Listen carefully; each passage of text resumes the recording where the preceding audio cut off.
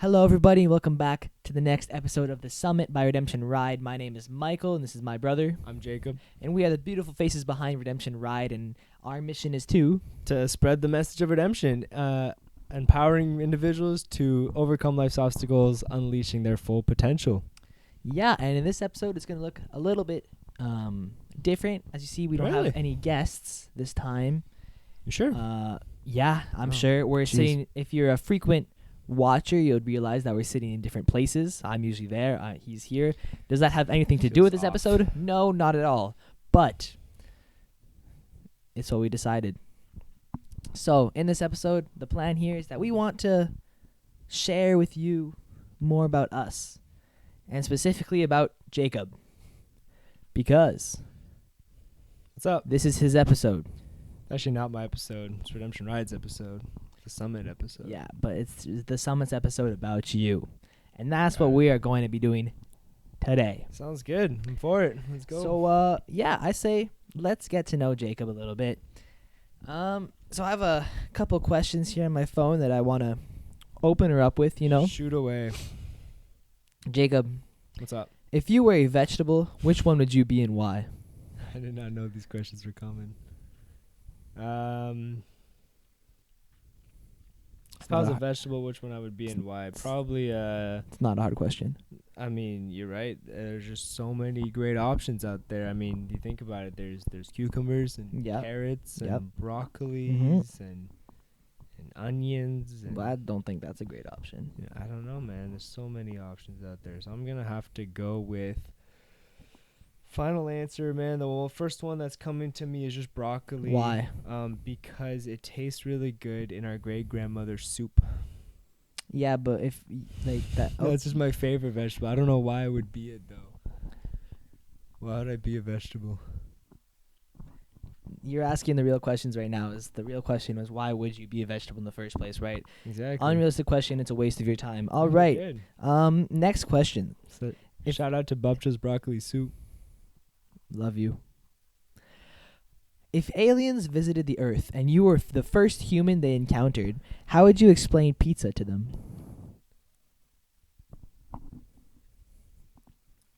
Have we already talked about other stuff, me and the aliens, or is this the first conversation we're having? It's like, hey, you hear about pizza? Yes. Well,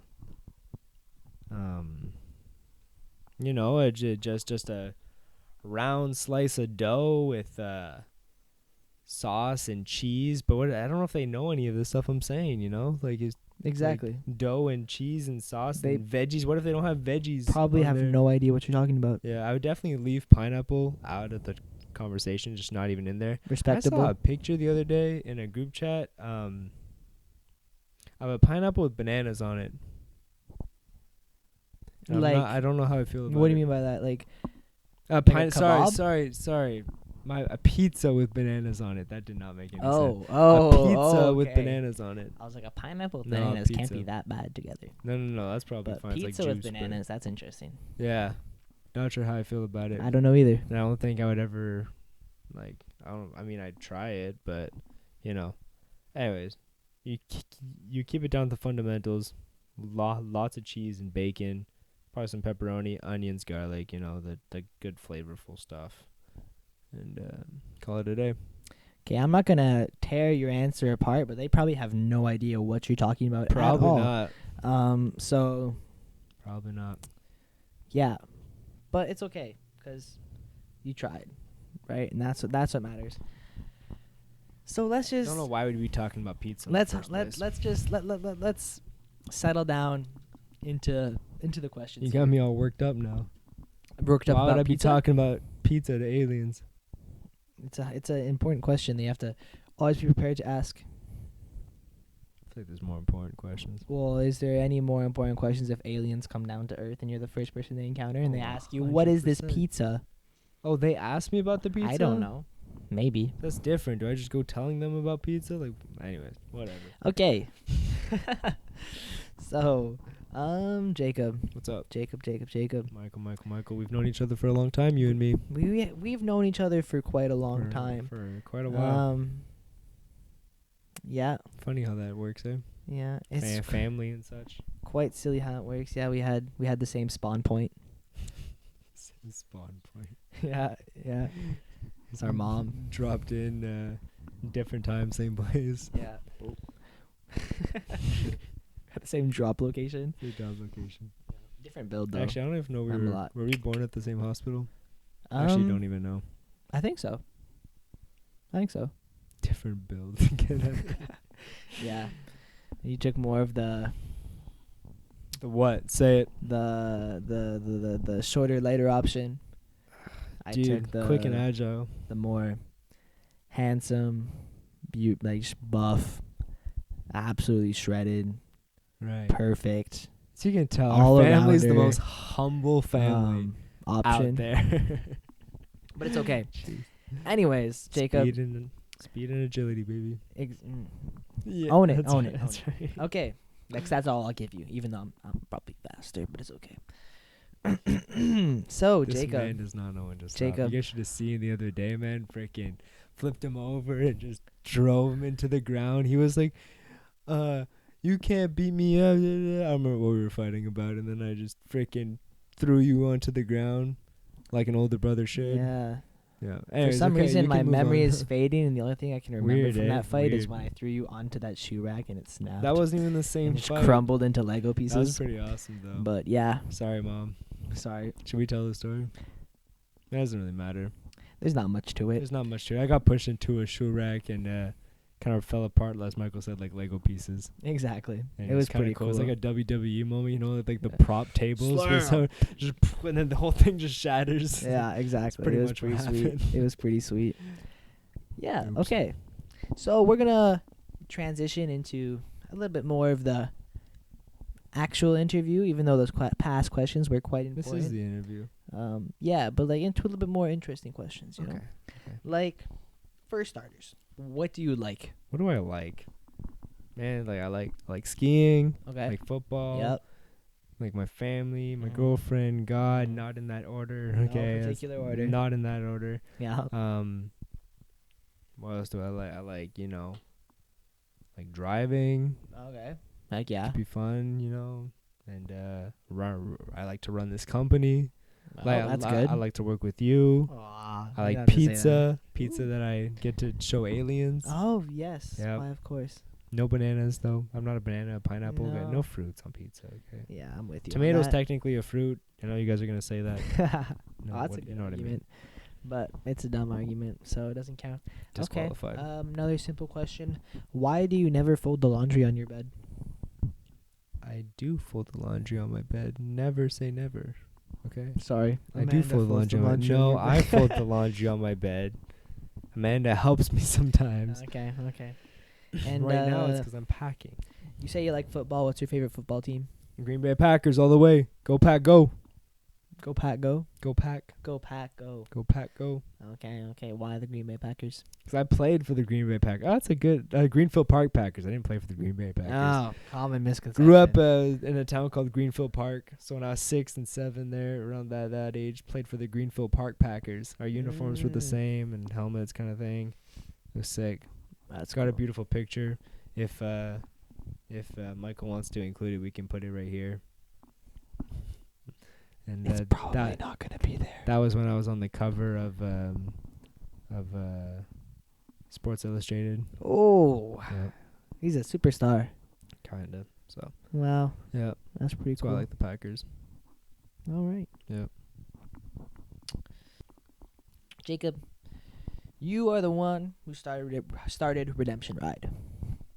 All those moons ago. All those moons ago. How many moons ago was that? Coming up on 4. Come on, 4 moons ago. Is that actually how Nah, that for works? people Is who a don't moon know a how year? moons work, is moons are actually, you see one every day. But in Jacob's mind, you see them every year. So 4 moons ago. four Jacob moons ago. Okay, nice. Yep. What was your inspiration to start it?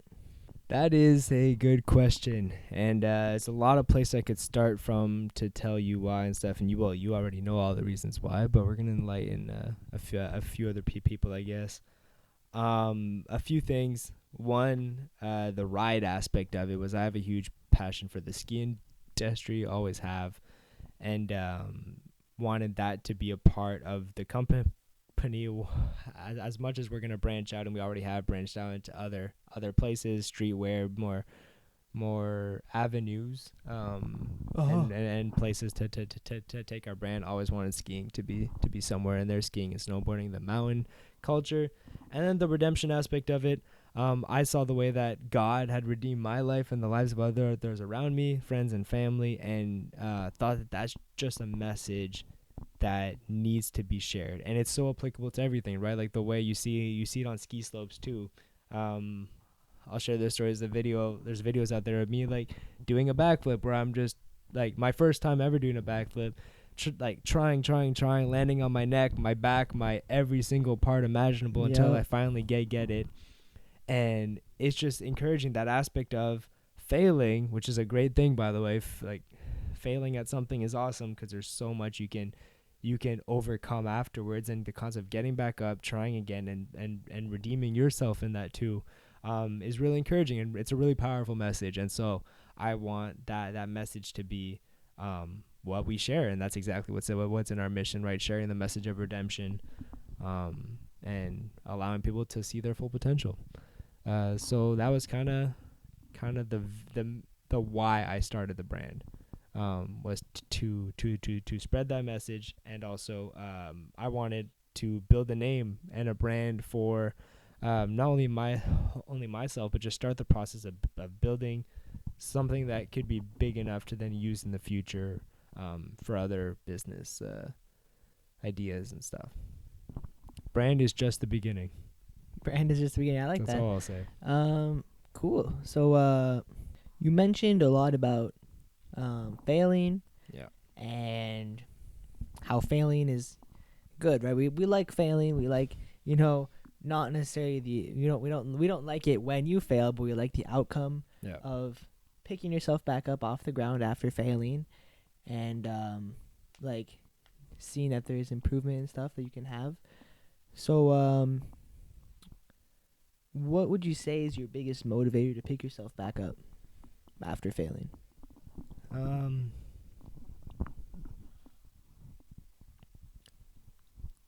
What's the biggest motivators?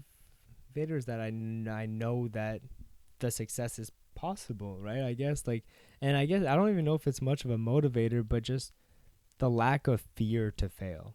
So once you fail, it's like, okay, well, what's the worst thing that can happen if I try again? I fail again. Okay. Okay. So might as well go back and try it again. Better than not trying at all. Right? Yeah, I can get a little more specific. I guess Redemption Ride has been going on for almost 4 Jacob Moons. Okay. 4 Jacob Moons. And it's quite a while. Yeah. Right. Off and on, right? Yeah, it's been off and on, right, and trying to be more on now. Yep. Right, or all on now. Full speed ahead. Not more. Pedal to the metal. Yeah, exactly, right. What are past failures in the company or in Redemption Ride that has happened that you have been able to pick yourself up and go, all right, let's think of a solution here. Let's get it back on track. Let's keep moving forward. And how was that experience? I can't even count the amount of things I've done wrong in doing in doing this company. It's been fun having other people around me, a few people, not enough, but a few people around me, starting businesses and stuff of their own, and going through failures and trying to figure out how to get through it and fix them. Has been really encouraging having people like that around me, and now having you here with me. It's easier to everything's easier when you have somebody else doing it with you.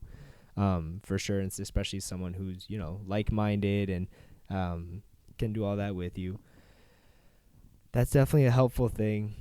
Some examples of failure. I'm trying to think of what I want to say. There's so many, and I would love to go into to detail as well, because keeping it as real as possible is always fun. A lot of things. One thing, I guess, is trying to do too much too fast. So Practical clothing brand advice: when you're starting off, don't make a collection of shirts with like a bunch of different designs, and don't stock up on all of them if you don't know which ones people are gonna like. That's not a good idea.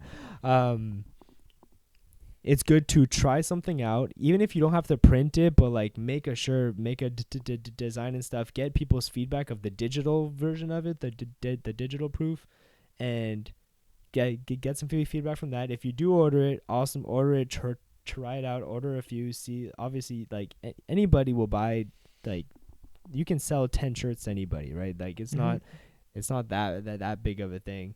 Like even if the shirts are good, I'm sure you could find 10 people to sell it to make your money back. Then try like another 10 shirts. If those shirts are really hard to sell, switch it up, you know. But yeah, I tried to do too much too fast. Obviously, that comes at a lot of cost. And yeah, sometimes focusing too much on the product, being a one-man show about it was hard too. Whereas like you guys heard, I shared with you my why I started the brand, the story, the mission behind it. But that is the part that's so important to the brand. But being a one-man show behind the brand for so long, I got so focused and busy figuring out product stuff and printing products, like doing the production part myself, that I wasn't able to share the story enough to actually sell any of the products. Right? So I was just so like that was a huge mistake, was where I put my time. Okay. And there's so many more within that, but that's like definitely two of the biggest ones was, you know, focus on the story you're selling, and don't do too much too fast. But like you want to grow fast, but you know, be smart about it. Find your winning product first. Yeah. Okay, yeah, so yeah, that's really cool how you had like all of those opportunities where you now you see where you could have gone better. So obviously you've learned from those mistakes and those things that happen. But what was the whole process of picking yourself back up like? Was it, I imagine it was hard, maybe it was like mentally or whatever, but like how, what was the process like? Discouraging at times, for sure.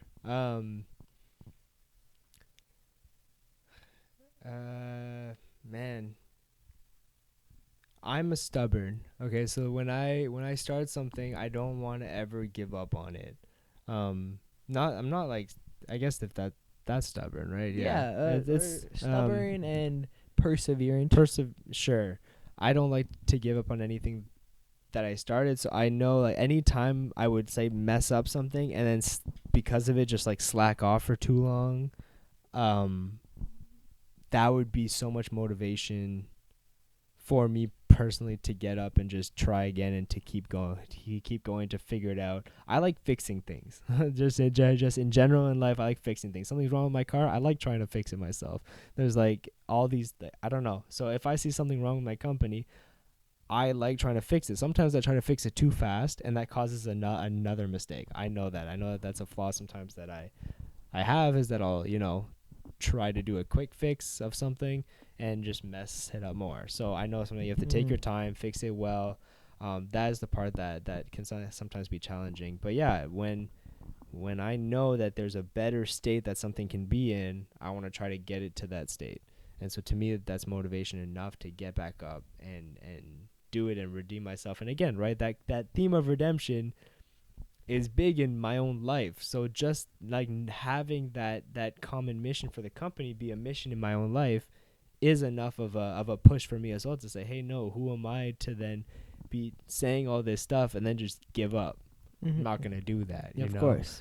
I believe there's a lot of redemption in Redemption Ride, and there's going to continue to be, forever. Cool. Yeah, so you're talking right on the topic of redemption. Yeah.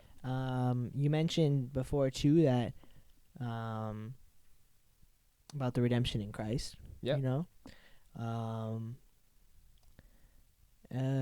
So it could be including that, but what was a moment in your life where you really saw redemption, or found redemption, or experienced redemption? Yeah.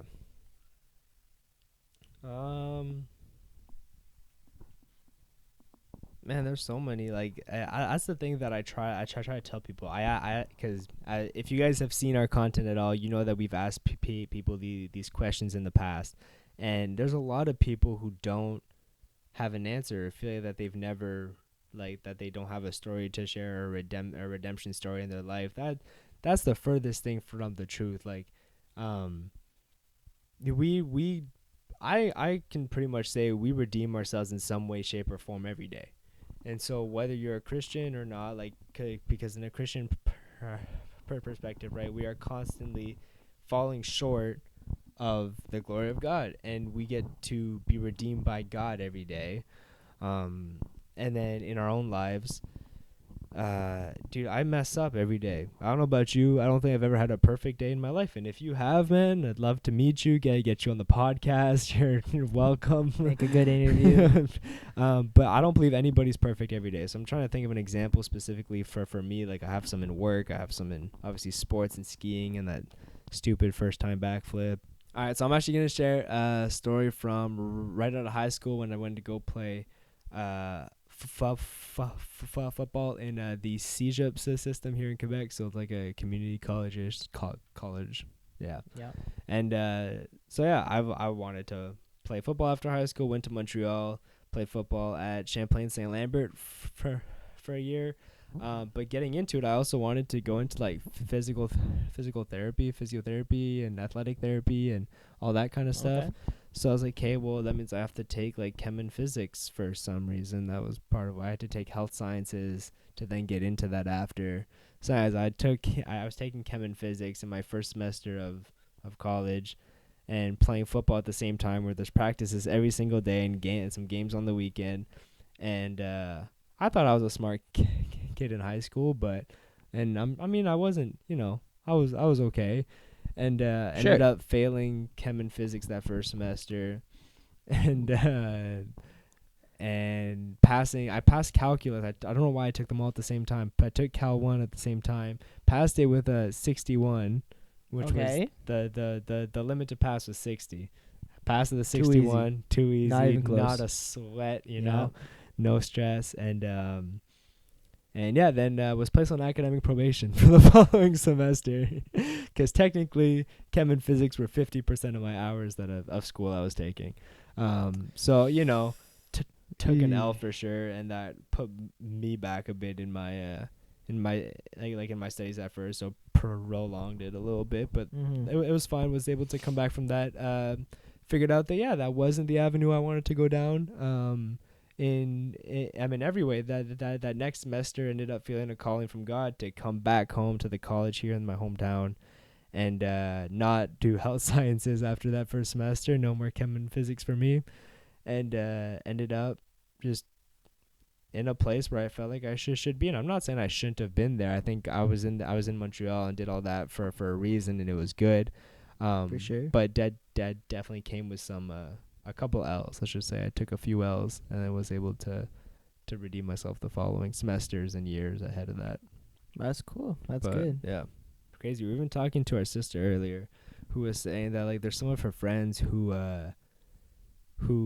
she didn't know notes at the time. I think she was saying, but some of her friends would like fail the first exam in a class and then just give up on the class right from the beginning, stop showing up, like not care about it, just because they assumed they were going to fail the rest of the class. Like, that's sad. Like, I mean, I get it. It's discouraging, right? Yeah. But, like, where's the redemption, bro? Like, get your butt back into class and figure it out. It kind of reminds me of one of my friends. He didn't do this, but he took this one class in our last year of high school. It's called Community Skills, okay? Oh, yeah. And they were given a test at the start of the first class. They had a test, and this test, it wasn't actually a test. It was just like a kind of get to know you kind of test, questionnaire, you may say. Like, what's your favorite season? What's your favorite color? And then there's some like oddly deeper questions that was just like, what keeps you up at night? What? Okay. Anyways, and it was kind of like interesting. Like, that was a little all over the place. Yeah, my friend failed that test. Really? Apparently his favorite season isn't spring. Apparently his favorite color is not blue. Apparently there's a bunch of weird stuff, and I he claims the teacher had a vendetta against him.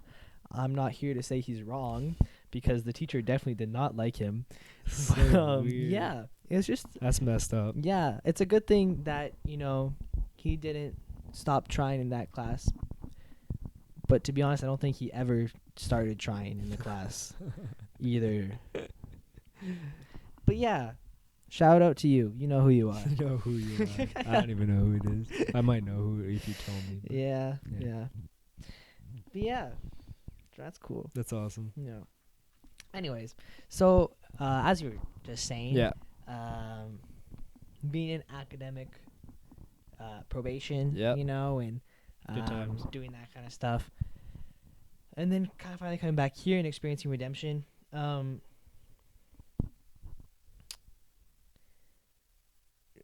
Did you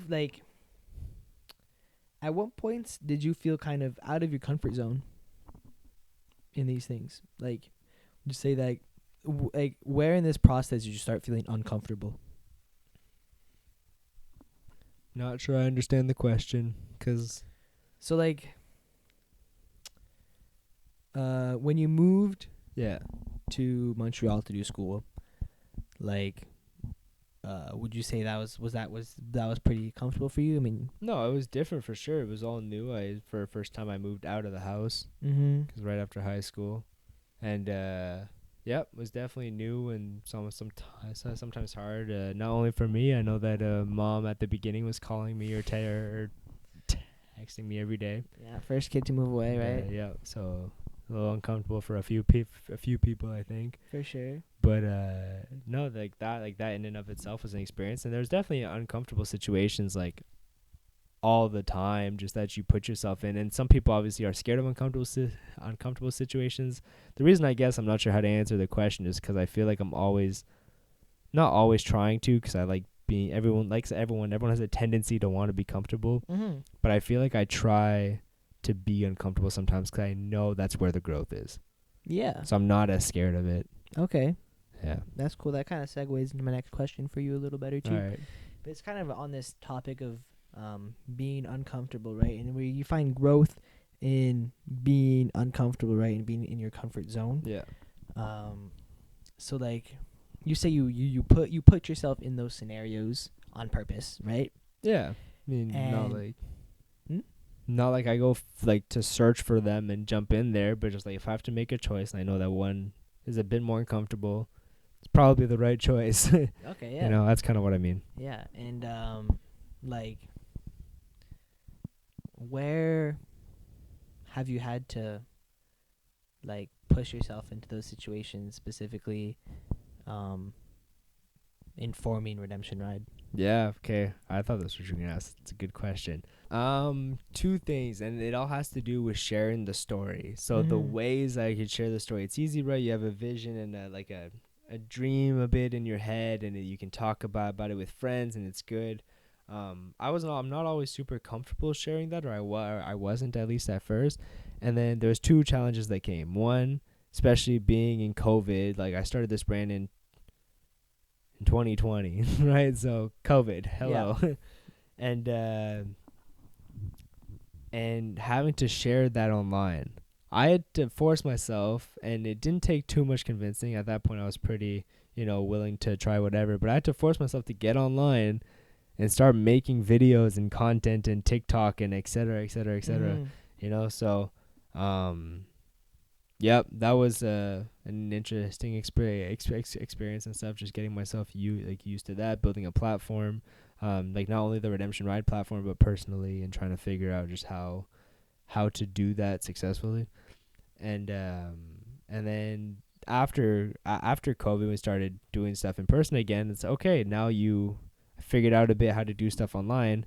Whether it was that successful or not, that's another story, but just that was something I was uncomfortable with, getting out of my comfort zone to put my face, my brand, everything I put my money and time into online in front of people, and then doing it in person. So now I have to go set up a table somewhere, and it's exciting, it's cool. I get to tell everybody about my brand, but it's also the first time that I'm doing it, right? So then I go out and, just first pop-up shop. Where's my first pop-up shop? Don't remember where your first pop-up shop was. Was it Becca's? Outside of Becca's Bakery, maybe? I don't know, but Having a hard time remembering. Or was it Bishop's? wow. I can't remember. Your Anyways, first pop-up shop? first pop-up shop. And yeah, just having to get in front of the people and talk and share like what it is that I'm doing, and like that concept of sales, right? Because then it's one thing. Then okay, you figure out how to share your story and share it well and your mission, and now you got to also learn the skills of sales and put it into practice, where you're actually like interacting with someone, trying to sell them something. Obviously, for us, the brand is more than just selling just selling a shirt, right? It's about sharing our message, but we need to sell the shirts in order to do that. Mm-hmm. So definitely a lot of uncomfortable situations in that aspect, where not always the thing you craving to do, especially at first. Now it is. Now I enjoy doing all this stuff, but it's the right thing to do at the time because it's uncomfortable. For sure. I'm sure that you've gone through that a bit now at the beginning of joining in, and then having to throw you into making content online, and Mike, we're gonna do a pop-up shop like after you just start working with us. And yeah, well, I mean, it makes it interesting, right? Yeah. Makes it for a good job experience. Yeah. But as you were starting, like this too, you're starting on your own. Yeah. And even in that, you were going to sell at a school that all of your friends go to too, Yeah. right? And in the most part, I imagine, I mean, I'm sure they bought a bunch of stuff, right? They were fairly like supportive. Like for when pop-up shops at BU and stuff Yeah. like that. Yeah. The first time I went, it was actually raining, Oh, and it was a really gross day, and there's a lot of people who didn't make it. So yes, I saw a bunch of friends too, and it was nice, and they were supportive as always. But yeah. yeah, but then even on the same or different side of the same coin is also being like going out there and being in the place where your friends are, and Yeah. selling to people around them, and kind of being outside your comfort zone in the way that people think of you or see you or what you're doing, and see the message, and maybe they're like, oh, that's a little like weird, or oh, that's a little. Why would people like, think that?